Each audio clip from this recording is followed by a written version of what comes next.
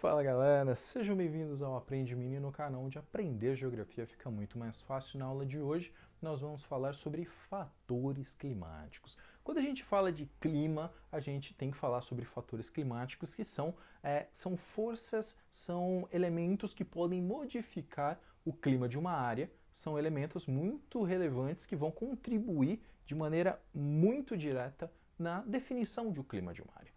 Por exemplo, o primeiro fator climático que existe é a latitude. O que é a latitude? É em qual área do planeta nós estamos, em qual zona climática. Só para lembrar, o nosso planeta vai ter 3 zonas climáticas. A zona polar, a zona temperada e a zona tropical. Qual que é a grande diferença entre elas? Na zona intertropical, na zona tropical, os raios solares vão atingir a Terra no ângulo de 90 graus. Isso faz com que você tenha muito raio solar para uma área pequena, então você vai ter muito calor. Se a gente chegar na área temperada, o ângulo que o raio solar atinge a Terra já muda um pouco. E então a gente já vai ter menos raio solar para uma área um pouco maior. Vai ser calor no verão, mas vai ser muito frio no inverno. Característica da zona temperada são as 4 estações bem definidas. E nas zonas polares, tanto polar norte quanto polar sul, qual que é a característica? O ângulo que o raio solar atinge a Terra ele é bem pequeno. Então a gente vai ter pouquíssimo raio solar por uma área muito grande. Isso faz com que a gente tenha baixas temperaturas o ano inteiro. Então, a primeira coisa que vai ajudar a definir o clima da sua área, em qual zona climática você está, na tropical, na temperada ou na polar. Esse é o primeiro fator climático. O segundo fator climático é a altitude. Quanto mais alto eu estou, mais frio, quanto mais baixo, mais quente. Isso é explicado por um motivo muito simples: oxigênio. Quanto mais alto eu vou subindo, menos oxigênio eu tenho disponível na atmosfera. E então eu tenho menos coisas para serem aquecidas. Porque o raio solar ele vai esquentar esse oxigênio e aí ele vai me gerar o calor. Agora, quanto mais baixo eu estou, maior a disponibilidade de oxigênio. Então tenho mais coisas para que o raio solar aqueça e aí as temperaturas são mais altas. Então, quanto mais alto, mais frio, quanto mais baixo, mais quente, isso por causa da disponibilidade de oxigênio que eu vou ter naquela área.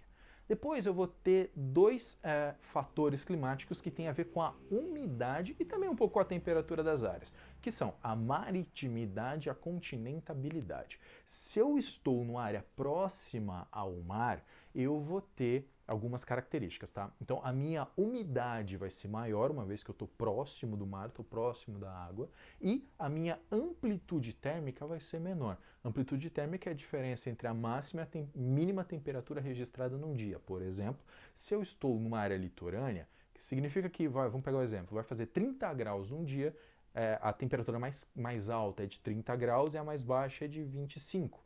Então, 30 menos 25, 5. Eu tive 5 graus de variação de temperatura, eu tive 5 graus entre a máxima e a mínima, então minha amplitude térmica foi 5 graus de temperatura. Se eu estou próximo do mar, essa amplitude térmica ela é menor e a minha umidade é muito maior. Agora, se eu estou mais para dentro do continente, se eu estou mais longe do mar, eu vou sofrer com a continentabilidade. Isso significa que eu estou afastado do mar, que eu estou mais para dentro do continente, e quais as consequências? A minha amplitude térmica vai ser maior, então a temperatura máxima vai ser 30, a mínima vai ser 15. 30 menos 15, 15, então eu tive 15 graus de variação e a minha umidade vai ser menor. Além disso, eu tenho também as correntes marítimas, as correntes marinhas, só para lembrar, nos oceanos nós temos grandes fluxos de água, e basicamente nós temos dois tipos, as correntes marítimas quentes e as frias. Se eu estou próximo ao litoral, só que por ali passa uma corrente marítima quente, independente do lugar que eu estou, por exemplo, se eu estiver na Europa, que as temperaturas são mais baixas por causa da localização do clima temperado, mesmo assim, por conta da corrente marítima quente, as minhas temperaturas não vão ser tão baixas no inverno, porque essa água quente ajuda a dar uma segurada, minha umidade é muito maior. Agora, se fosse o contrário, se eu estivesse próximo ao litoral e passasse uma corrente marítima fria, a minha temperatura sim seria um pouco mais baixa e a minha umidade também seria mais baixa, uma vez que água fria não evapora, se não evapora não tem nuvem, se não tem nuvem não tem chuva. E o último fator climático são as massas de ar. As massas de ar são grandes fluxos de massas de ar que têm basicamente duas características, né, de temperatura, ou elas são quentes ou são frias. E aí, eu preciso dizer, quando uma massa de ar fria estaciona sobre uma área, as temperaturas vão cair, e as massas de ar ou elas são secas ou elas são úmidas. Então, quando uma massa de ar seca chega numa área, não tem chuva, e quando uma massa de ar úmida chega em uma área, e aí a gente já vai ter chuva.